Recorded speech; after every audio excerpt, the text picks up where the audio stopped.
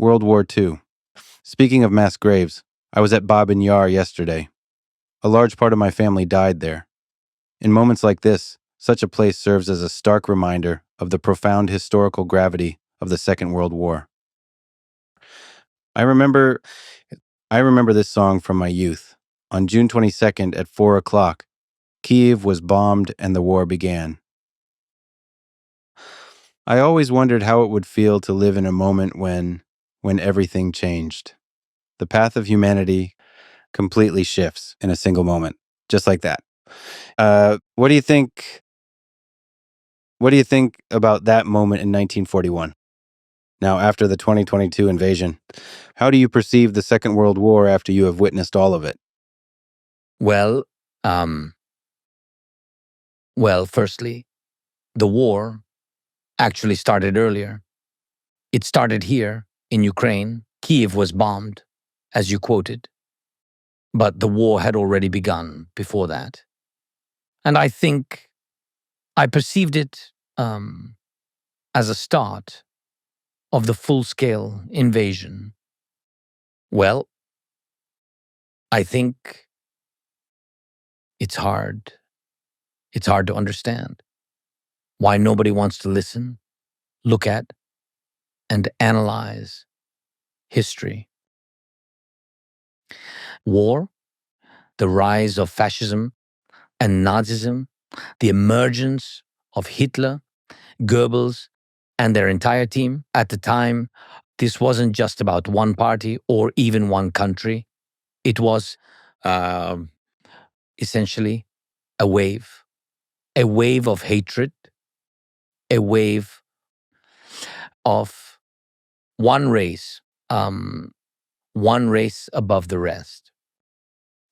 They were, in fact, constructing and ultimately implemented a theory around this idea, later seizing Europe. They created a theory of one nation, one race, one world. Their world. Of course, this idea is absolutely senseless, but it has become radicalized over the years and even gained support. A vision of one world. And in principle, the so-called Russian world, the ideology Putin promotes and imposes, it wasn't originally like that. He was a different person back then, or maybe he was always like this, but his rhetoric was different. At the beginning, remember, he talked about the EU and even about Russia's future being tied to NATO. There were even talks of joining the European Union, NATO. He spoke about shared values with the West. That's how it all sounded back then. And we must also look at Hitler, who was seriously before the radical idea of taking over the whole world, he actually made certain steps, and everyone believed he was helping the economy. And to be fair, he did take some steps in that direction. But he was a terrifying person. None of those actions justify him, nor do they excuse his actions. And that's why we cannot look at the Second World War as if it started in 1939. It didn't begin in 1941 either. We need to draw conclusions. When did it start? With the weaknesses of the world.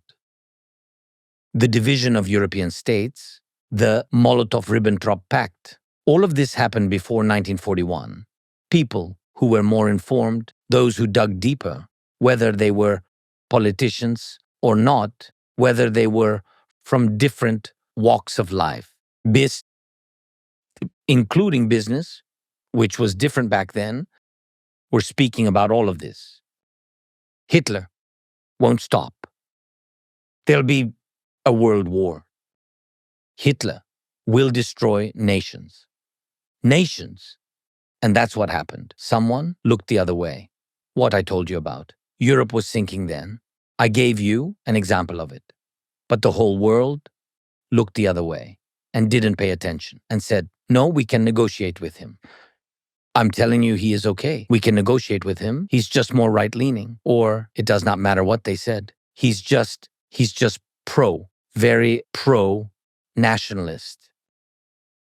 This is all nonsense. And this is not the first time. And Hitler, isn't the first such case in history. We're dealing with a person who is allowed to stick to this desire to destroy.